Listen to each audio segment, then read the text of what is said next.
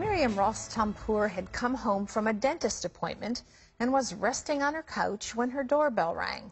When she opened the door, her life and the life of her roommate changed forever. Miriam and Marzia were born into Muslim families in Iran. As young adults, they both became Christians. Converting from Islam is a crime in the Muslim world, punishable by death.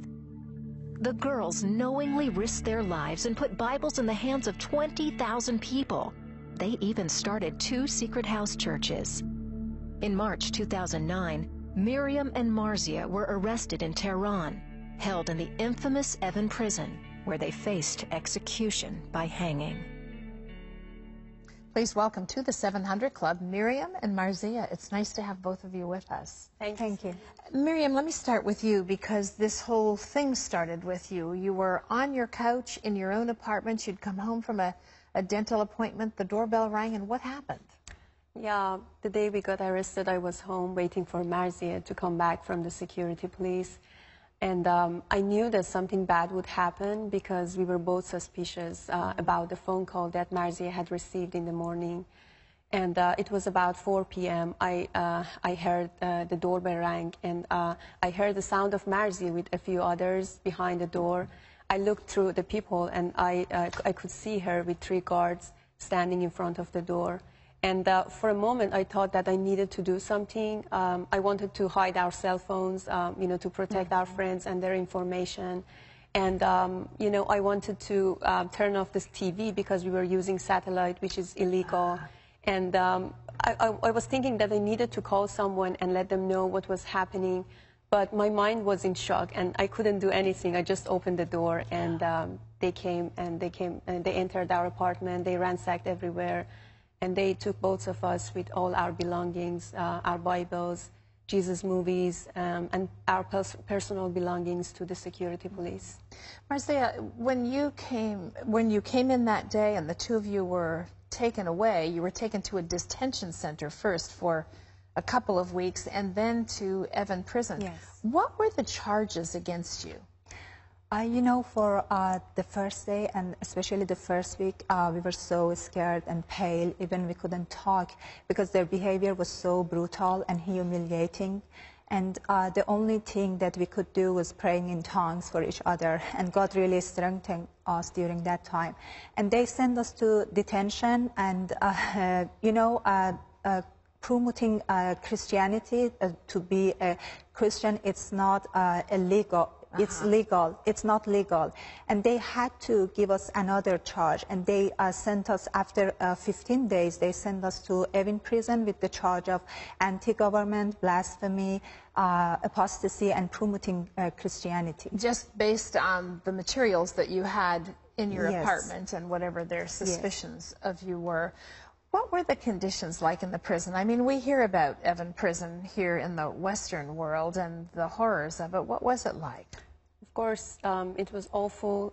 This prison is notorious for arresting, torturing, raping, and executing of many innocent people.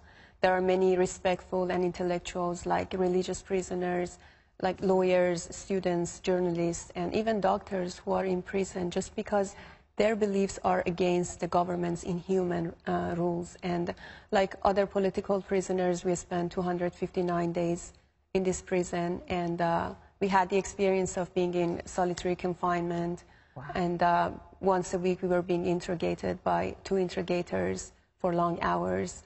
So in solitary, you aren't even with each other. That must have been very frightening, Marzia. You don't know what's happened to her. They can really lie about things and make you think something's happened that has not. How did you survive that? As Mariam explained, our situation in 2009 was very worse, and they separated us for about 20 days. And each week, once a week, we were being interrogated by 2 interrogators for long hours, about 8-7 hours. And they took her, and I became worried about her situation because I didn't know where she is, and I was praying for her to be safe. And we didn't have any information about outside. The cells was very small, and just we prayed, and God really helped us during that time. What kind of deprivation did you see and experience in the prison? And I know that illness often is something that people suffer through there. Talk a little about that, Miriam. Yeah, for 9 months we were both sick, and we were suffering from different kind of diseases.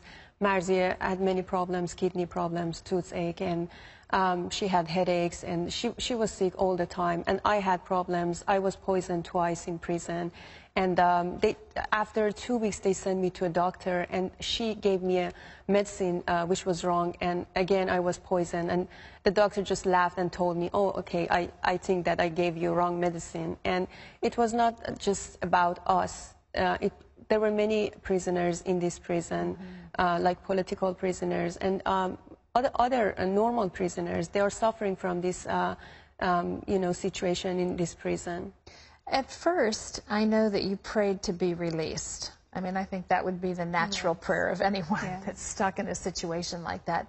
But then you began to pray for other people and see God move in the midst of your situation.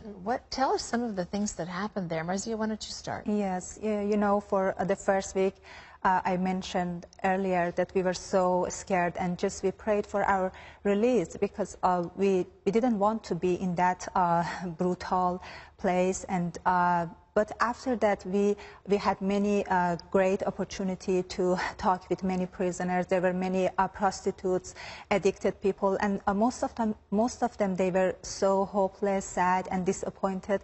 And we had a great opportunity with them. Before we arrested, we had 2 house church. One of them was for prostitutes, and the other one was for young people.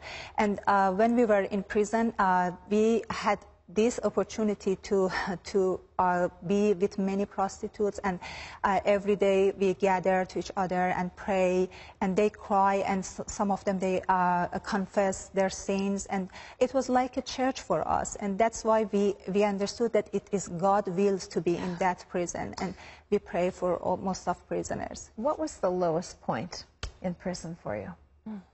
You know, we spent 259 days in prison, and it was only one day that I couldn't feel the presence of God. And at that time, we were in solitary confinement, and we were not together. And one day, I just woke up, and I couldn't feel the presence of God. That was the worst experience I've ever had in my life. I was so sad. I didn't know what to do.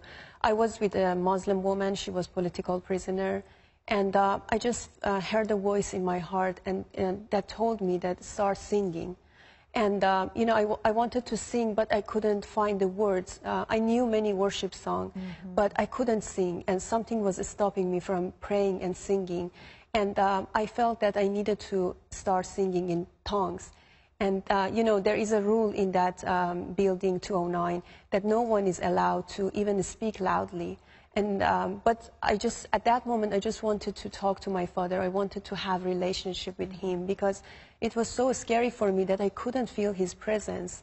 And I started singing in tongues very loudly. And the woman in my cell was so scared. She told me, Mariam, please be quiet. The guards will come and they will punish you. But I continued singing. After 1 hour, I could feel the very presence of the Holy Spirit all around me and in my cell. And also my cellmate, who was a Muslim woman, she could feel the presence of God. And she asked me, please, can we sing in Farsi? I want to join you. I taught her some worship songs, and we started singing with each other. And after 2 hours, I could really feel the peace and joy.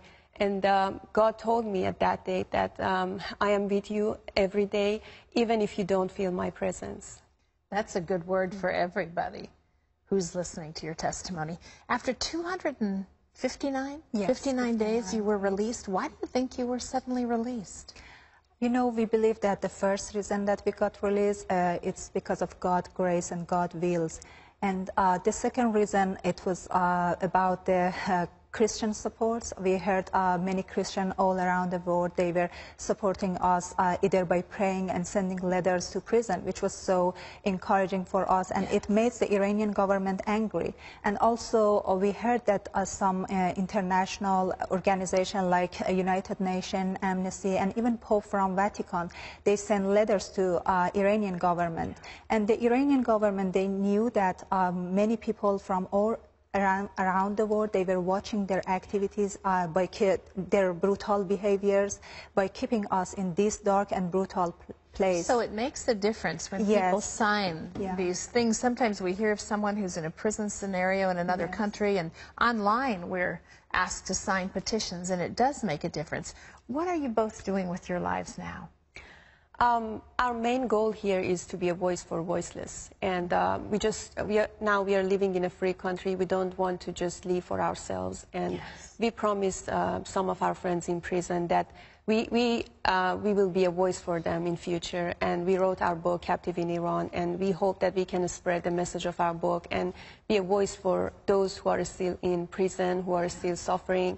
By spreading the message of our book, and by, we put the names on our website, captiveiniran.com, the names of those people who are still in Evin prison because of their faith. And we want to encourage people to continue praying for them and continue sending letters to prisoners.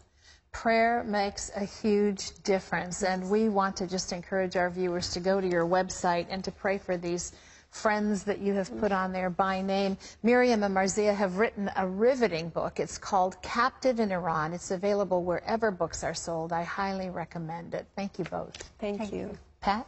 What incredible women. What incredible women. I say it again, ladies and gentlemen. This is a vicious, evil system.